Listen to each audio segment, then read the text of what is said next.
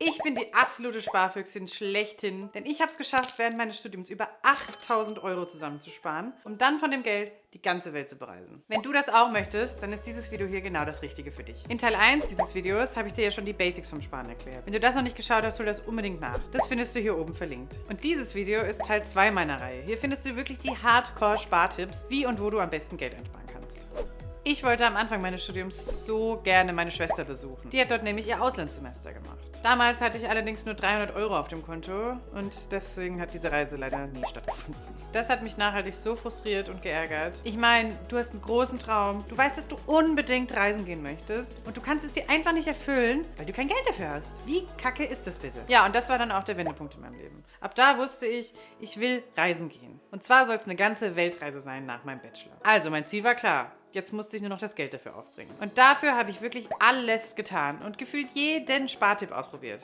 Nur wenn du dein Ziel klar formulierst und vor Augen hast, kannst du es auch erreichen. Also habe ich mir dann erstmal ein Vision Board erstellt. Das ist eine digitale oder physische Collage aus Bildern, die dich motivieren sollen. Also habe ich mir da Bilder draufgepackt von all den wunderschönen und inspirierenden Orten, die ich besuchen würde, sobald ich das Geld für meine Reise zusammengespart hatte. Das habe ich mir dann über meinen Schreibtisch gehängt, sodass ich es jeden Tag sehen konnte. Das hat mich immer an mein Ziel erinnert und motiviert, weiterzumachen. Dann habe ich meine Gewohnheiten geändert, was das Geldausgeben angeht. Also ich habe nicht mehr einfach alles blind gekauft, sondern bei jeder Sache, die ich mir gewünscht habe, hinterfragt, ob ich das denn jetzt wirklich brauche. Also meine Regel war, dass ich niemals etwas sofort kaufe, sondern mindestens eine Nacht drüber schlafe, besser 3. Somit kam es nie zu Impulskäufen. Wenn ich meinen Wunschartikel dann trotzdem irgendwie super dringend noch haben wollte, dann habe ich den Kaufpreis genommen und in Relation gesetzt. Wenn ich also ein T-Shirt kaufen wollte, was 20 Euro kostet, dann habe ich mir angeschaut und überlegt, was ich mit diesen 20 Euro in einem anderen Land auf Reisen machen könnte. Also in Indien sind das zum Beispiel schon 4 Nächte im Hostel oder in Portugal gibt es dafür sogar schon eine Nacht im Einzelzimmer. Also will ich jetzt wirklich das T-Shirt für 20 Euro kaufen oder will ich das Geld vielleicht lieber sparen und dann dafür auf meinen Reisen eine Nacht länger im Hostel verbringen können? Für mich war die Antwort eigentlich immer klar. Klamotten habe ich dann eigentlich nur noch Secondhand gekauft. Das geht ja super auf so Plattformen wie Vinted oder Depop. Und bei der Gelegenheit habe ich dann auch mal meinen eigenen Kleiderschrank ausgemistet und einiges davon verkauft, was mir auch echt wieder einiges an Cash eingebracht hat. Und wenn ich Möbel oder andere Kleinigkeiten für meine Wohnung gebraucht habe, habe ich das immer auf eBay Kleinanzeigen gebraucht gefunden.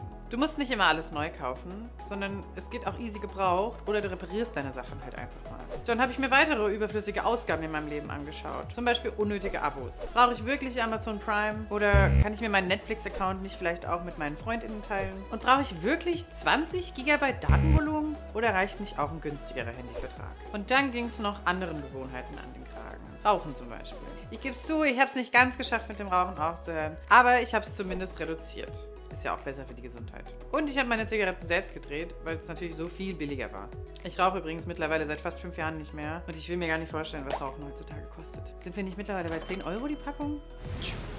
Und auch meinen Alkoholkonsum habe ich mir angeschaut. Ich meine, ich war Studentin, machen wir uns nichts vor. Natürlich ist viel Alkohol geflossen. Aber ich habe immer darauf geachtet, dass ich zumindest beim Ausgehen nicht so viel trinke. Also vorgeglüht wurde daheim mit FreundInnen statt in der Bar. Das spart so unfassbar viel Geld. Und im Club habe ich mir dann auch immer nur ein Getränk gekauft und dann den Rest des Abends meine Flasche mit Wasser aufgefüllt. War dann auch besser für den Kater am nächsten Tag. Auch beim Essen gehen hatte ich meistens nur ein Getränk und eine Hauptspeise, wenn ich überhaupt mal essen gegangen bin. Meistens habe ich selbst gekocht und meine FreundInnen einfach zu mir nach Hause eingeladen. Auch sowas wie Kaffee trinken. Das habe ich eigentlich immer bei mir oder bei einer anderen Person zu Hause gemacht. Nie im Café oder so. Auch kein Coffee to go, weil den kannst du dir ja auch einfach von daheim mitnehmen. Und im Sommer im Park zum Beispiel habe ich mir immer meine eigenen Getränke mitgenommen. Ich zahle doch nicht den doppelten Preis am Kiosk oder in der Tankstelle. Wie sehe ich denn aus? Schmeckt doch von daheim genauso gut. Das erfordert halt ein bisschen Planung und Mitdenken, aber ich denke, es ist schon machbar. Ich hatte sowieso immer überall meine eigene Wasserflasche dabei. Wasser habe ich natürlich aus dem Hahn getrunken und nicht gekauft. Geld für Wasser ausgeben, ich glaube, es geht los. Auch bei meinen Freizeitaktivitäten habe ich mir immer die kostenlose Variante rausgesucht. Also zum Beispiel lieber daheim einen Film schauen, statt ins Kino zu gehen oder im Main baden, statt ins Schwimmbad zu gehen. Und natürlich überall hinlaufen, statt die Öffis zu nehmen. Okay, ich sag's wie es ist. Natürlich ist es nicht immer leicht, dieses krasse Sparverhalten durchzuziehen. Ich habe schon auch gestruggelt. Aber dann habe ich mich auch immer wieder daran erinnert, warum ich das Ganze mache. Lieber für einige Zeit ein relativ sparsames Leben in Deutschland führen, aber mir dann dafür nach dem Studium eine ziemlich lange und geile Reise leisten können. Ich habe mir außerdem immer einen Essensplan zusammengestellt. Also ich habe mich gefragt, was möchte ich an welchem Tag kochen und mir dann dementsprechend die Einkaufsliste dafür geschrieben. Das hilft gegen Lebensmittelverschwendung, weil du nur das kaufst, was du brauchst und hinterher nichts wegschmeißen musst. Und dadurch habe ich im Supermarkt keine teuren Impulskäufe mehr gemacht. Bei Lebensmitteln habe ich aber tatsächlich versucht, am wenigsten Geld zu sparen, weil mir gute Qualität bei Essen einfach wichtig ist. Es gibt ja zum Beispiel auch Discounter für Bio-Lebensmittel, wie zum Beispiel Dens, aber auch bei Aldi und Lidl gibt es mittlerweile richtig günstig Bio-Obst und Gemüse. Ich habe halt, wenn es möglich war, immer große Packungen von allem gekauft, weil das auf den 100-Gramm-Preis gesehen viel günstiger ist. Also da musst du unbedingt vergleichen. Oft sind auch die Produkte günstiger, die bald ablaufen. Und tatsächlich habe ich auch immer im Angebot das günstigste auf Vorrat gekauft. Ich esse zum Beispiel gerne Nudelmarke, da kostet die 500-Gramm-Packung 1,50. Das ist natürlich absurd, wenn man sich überlegt, dass man im Discounter eine Packung Nudeln schon für 39 Cent bekommt. Also habe ich gewartet, bis die Nudelmarke im Angebot war. Dann gab es da eine 1-Kilo-Packung für 99 Cent, also fast so günstig wie im Discounter. Und dann habe ich halt gleich mal 5 Packungen mitgenommen. Also damals gab es noch kein Corona und es war nicht absehbar, dass die Leute irgendwann die ganzen Nudelregale leer räumen würden. Ja, das war keine Sternstunde für die Menschheit. Beim Kochen habe ich dann oft große Portionen gekocht, damit ich nicht irgendwie eine halbe Packung Spinat im Kühlschrank übrig habe, die dann doch nur schlecht wird. Den Rest vom Essen habe ich dann eingefroren und mir an einem anderen Tag dafür gedankt. Containern ist übrigens auch eine Option, die komplett kostenlos ist. Aber gehen wir da jetzt mal nicht ins Detail, weil ich will ja niemanden zu einer Straftat anstiften. Ach ja, und ich hatte auch immer diese Vorteilskarten von den Supermärkten. Da gibt es eigentlich auch immer ganz gute Angebote und Rabatte. Solche Angebote muss man halt auch oft mal suchen und dafür Zeit investieren. Aber so ist es irgendwie mit allem beim Sparen. Zeit ist halt einfach Geld. Wenn du wenig Zeit hast, dann investierst du natürlich lieber dein Geld, um an etwas zu kommen. Wenn du allerdings kein Geld hast, dann musst du kreativ werden und Zeit aufwenden, um dein Geld zu sparen. Und ich hatte schon genug Zeit als Studentin. Für günstige Angebote habe ich so Seiten wie MyDeals benutzt. Und wenn ich mir doch mal was gekauft habe, habe ich mir immer den günstigsten Preis auf Idealo gesucht. Da kannst du sogar Preiswecker stellen und warten, bis dein Wunschartikel den gewünschten Preis erreicht hat. Außerdem habe ich immer Check24 genutzt, bevor ich auch nur irgendeine Art von Vertrag abgeschlossen habe. Sei es mein Handyvertrag, meine Haftpflichtversicherung oder mein Strom- und Gasvertrag.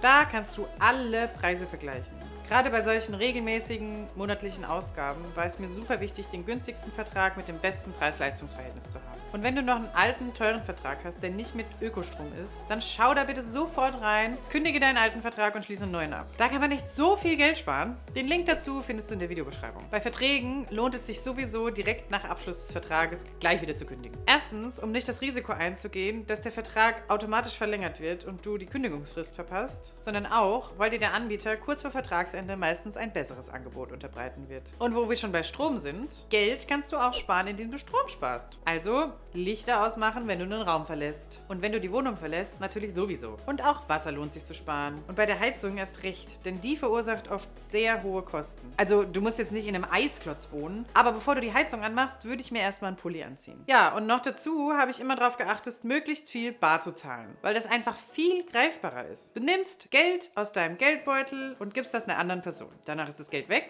und der Geldbeutel ist leer. Dadurch bekommst du ein viel besseres Gefühl fürs Geld ausgeben. Wenn du nur mit der Karte zahlst, dann ist es einfach zu abstrakt und du siehst den Geldverlust erst, wenn du das nächste Mal auf dein Konto schaust. Das ist ungünstig. Und wenn du viel bar bezahlst, kannst du abends auch immer dein Kleingeld ausleeren und separat in einer Dose sammeln. Da kommt auch echt nochmal einiges zusammen. An Geburtstagen oder Weihnachten habe ich mir von meiner Familie oft Geld fürs Reisen statt materielle Dinge gewünscht. Geld sparen ist für mich irgendwann einfach so ein Lifestyle geworden. Wenn du davon jetzt nicht alles umsetzen kannst, ist das kein Problem, denn das waren jetzt auch wirklich die Hardcore-Spartipps. Also such dir einfach das raus, womit du was anfangen kannst und was du umsetzen kannst. Vielleicht hast du es schon gemerkt, viele Tipps, die ich dir gegeben habe, sind nicht nur gut fürs Geld sparen, sondern auch fürs Klima und die Umwelt. Falls du noch mehr wissen willst zum Thema Nachhaltigkeit und nachhaltiges Reisen, dann guck dir doch gerne mal mein Video an, was ich zu dem Thema gemacht habe. Das findest du hier oben oder in der Infobox verlinkt. Vielen Dank fürs Zuschauen und bis dahin.